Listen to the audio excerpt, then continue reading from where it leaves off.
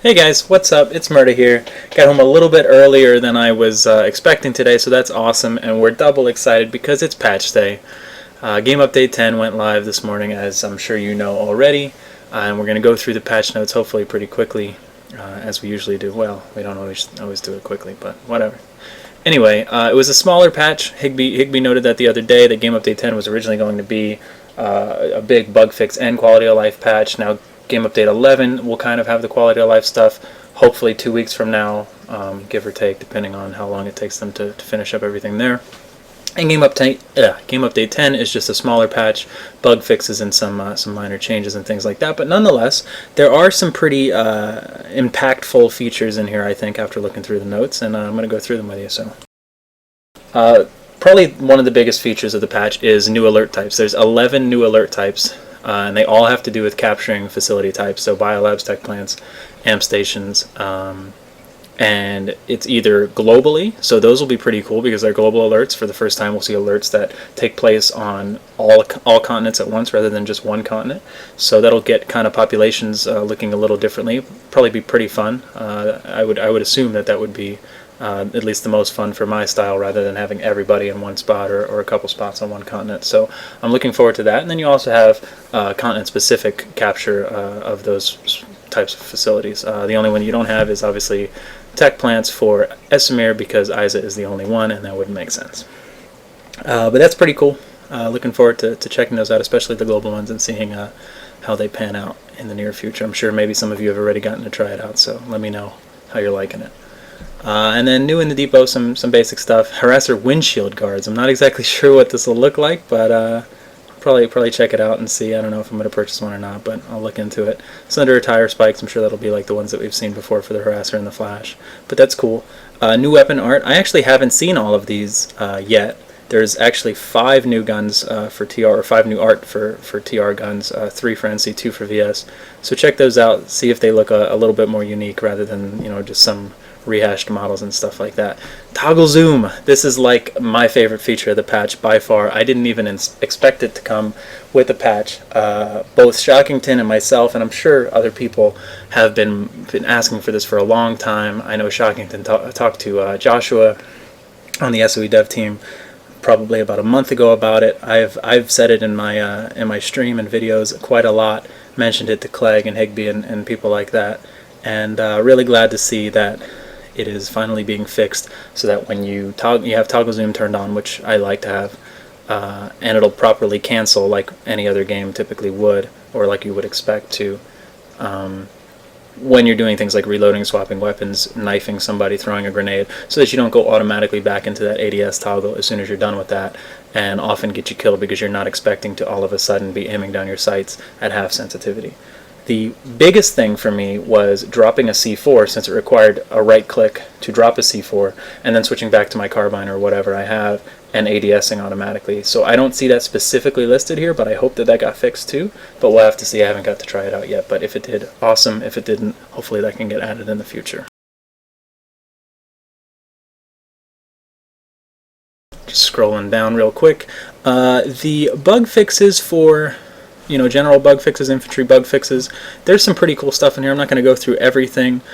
These optics and iron sights have been made more consistent across the empires. I haven't tried these all out yet, but that's pretty cool. That makes sense. Clegg was talking about that, as well as some red dot stuff recently, so I'm interested in checking that out. I'm sure that's a solid change.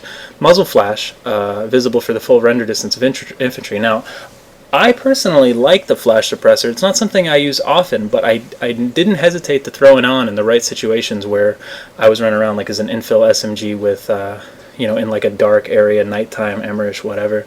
So this is only going to make it more useful if people can see your muzzle flash from further away, to maybe think about throwing that flash suppressor on some guns in certain situations. So that's pretty cool. I do like that, and I wanted to mention that. Got some new tracers, tracer colors for slugs and for NS weapons, as well as them all being more visible. Here's the big, well, I say big, but it might not be that big, nerf of Zoe for the VS Max special ability. And originally there was some talk about, oh, its strafe speed just nerfed completely, and on top of that they made like a wind-up time where you activate your ability, kind of like Surge from PlanetSide 1 if you're familiar with that. I don't see that anywhere, and again, I haven't logged in yet because I literally just walked in the door. So I don't think that that went live.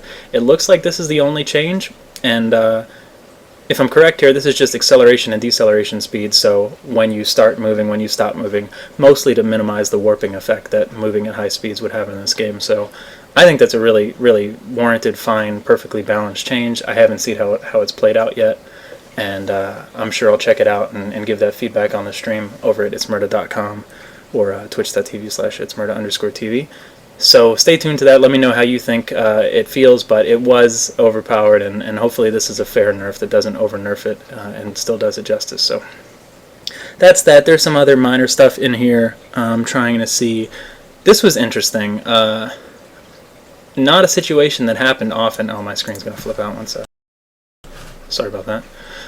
Not a situation that happened often, but probably 10 times to me total, where you would take a res and you literally couldn't do anything but kill yourself or wait to die again by going to the chat screen.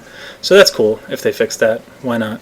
And then night vision fix. This kind of just got thrown in there, but that's actually a pretty big one for me, because that was one of the reasons I used medium as opposed to low, or high for that matter, but I liked medium for the NV ranges, thermal optics, night vision optics, and apparently if it's fixed across the board now, there might be another reason to consider even going back to low, or for some players who play on higher for that, may want to lower it for other things. So look into that, see what you like, but that's worth noting for sure. This is actually right underneath it. It's another one.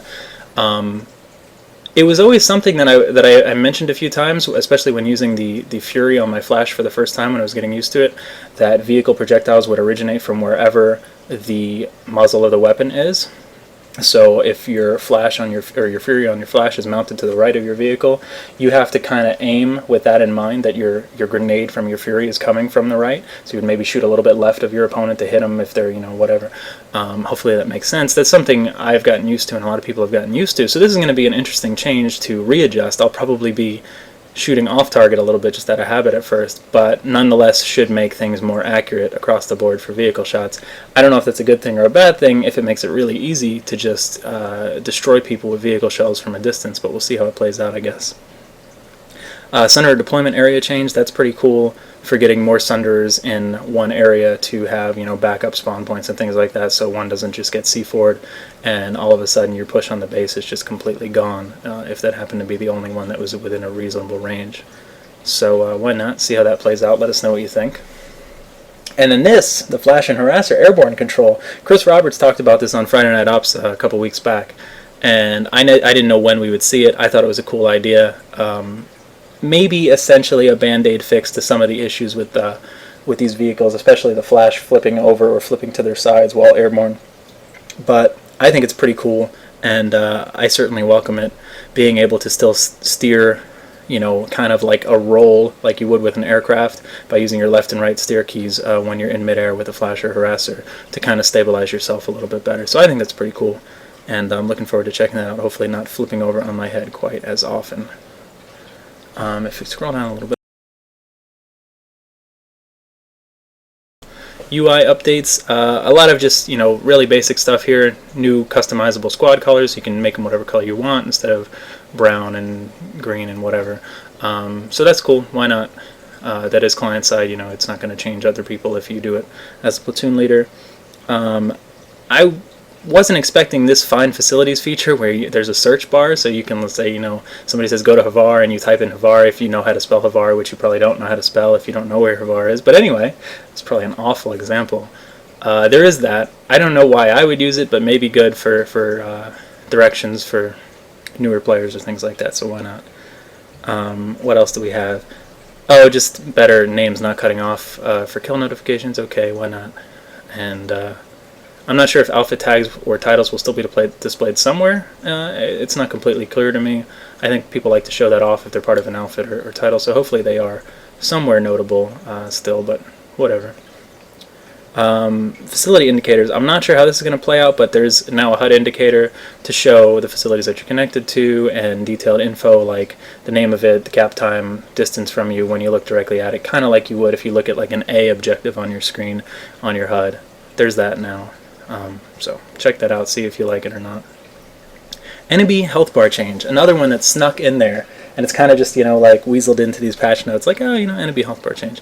But it's actually a pretty big deal, to me at least. I mean, it's not a big deal in the scheme of things, but I didn't expect it. I hadn't heard anything about it, and it is a little bit of a game changer for knowing to engage maxes that might be at lower health, or vehicles even. Might not be as big of a deal for infantry, but occasionally you pick infantry targets depending on their health at a longer range, and 10 meters is pretty short, so this is pretty interesting, and it'll be a little bit of a readjustment to acquiring or choosing targets, I think.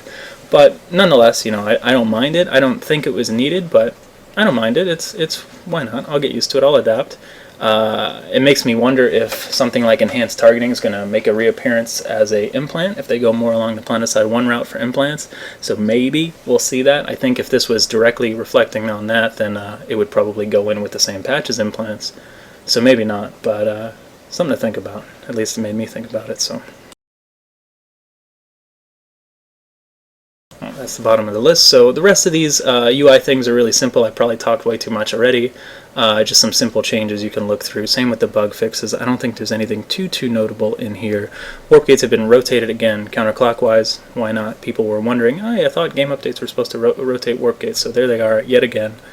And then SCU shields is something I'll talk about real quickly. Well, ammo towers is on top. Why not? They added new ammo towers to some of the former satellites and to seabed. So yay, if you like getting ammo for your vehicles, there you go, more of them. Anyway, SCU shields. I don't think we needed to do this, but it's okay. Again, one of those things that I'm not gonna protest or whatever. I don't mind. I was really happy with the SCU changes in Game Update 9, and now they kind of brought it back in a little bit, reined it in a little bit, so that's understandable. I know that some bases, especially biolabs, were still troublesome not having the SCU shield generators. So I understand totally the reasons for these changes. I just hope that it doesn't turn into the same thing that it did, where within 2 minutes SCU's down, and then you're just sitting around for a boring 8-minute cap. No fun for anybody, attackers or defenders, especially in biolabs. Now it looks like it's 50% instead of 75% for the other bases, so it'll still require at least 5 minutes on those caps before they can be taken down, so that's probably fair. I think I would have liked to have seen that on biolabs, though, and just made the change across the board to 50% if that's what they wanted to do, but we'll see how it plays out. I understand the importance of having that gen on biolabs, and I know a lot of people like it. It's a good kind of point to hold down for smaller squad ops and things like that as well, so it certainly has its benefits. I don't know if they kind of went reneged on it too far, but we'll see. It might be fine, so why not? Check it out and let us know what you think. I know a lot of people are pretty happy with this, so I can't really complain. And then just at the very end, there are some bug fixes, and there was a note originally that I don't see anymore that I was going to talk about that said increased spawn options. It was right here hiding, I believe. I don't know if it went through or if it didn't. It got pulled last minute. This is the mysterious note, but it did say that they increased the number of available respawns for, what was it, the smaller outposts. You could only spawn at 1 previously, now you could spawn at 2. I thought that was a pretty good idea. I'm always looking for like, oh, this base looks wonderful to spawn at. I want to go defend it before these guys take it, and I can't spawn there. So I now have to go somewhere else and fly over there, and it's minutes and minutes, and the base is already lost by then. So I thought that was a pretty cool idea. I don't know if it went through or if it didn't, or maybe it's planned for Game Update 11 or something like that. But nonetheless, I like that, and I don't know where it vanished into. So other than that, I think that's pretty much it. That's not really what this video is about, but if you haven't heard, PlanetSide 2 on PlayStation 4 was officially announced today, so I figured I may as well mention it. I didn't plan on buying PlayStation 4 or the new Xbox One, I believe it's called. I have been kind of out of the loop on consoles. I think PC gaming is really where it's at, and I haven't done the whole console thing in many years. I may sway towards checking it out because I love PlanetSide so much, but I doubt it's something I'd get into seriously even if I do pick it up. Nonetheless, I think it's a good move for the series and promoting it as a whole and getting more people involved in the community. I'm assuming they'll be separate, not cross-platforms, as games usually are, especially competitive ones, but we're going to probably hear a lot more about that at E3, so stay tuned to that, and I'll give you guys whatever info I find out. And yeah, don't forget about the SOE Live thing going on. Check out that video. Check out the code if you're thinking about going. Save me some money, save you some money, and maybe we'll see you there. And check out the stream. Yeah, I think that's pretty much it. ItZMuRdA.com, twitch.tv/ItZMuRdA_TV. I stream every day, so please join me there. We've got some live commentary, Q&A, just having fun, having a blast. We actually had a lot of fun last night with the community. Matt Higbee hung out for quite a while, just kind of shot the shit with us, answered some questions, things like that. And he's been frequenting the stream more and more lately, so I really appreciate that. Same to any of the other devs, as well as community members that hang out there with me. So that's pretty much that. Hope you guys enjoyed it. Let me know what you think about Game Update 10. You can also hit me on Twitter at ItZMuRdAx, and I tweet out video stuff, stream stuff, and just general nonsense over there. So I will see you guys around, and have a good one.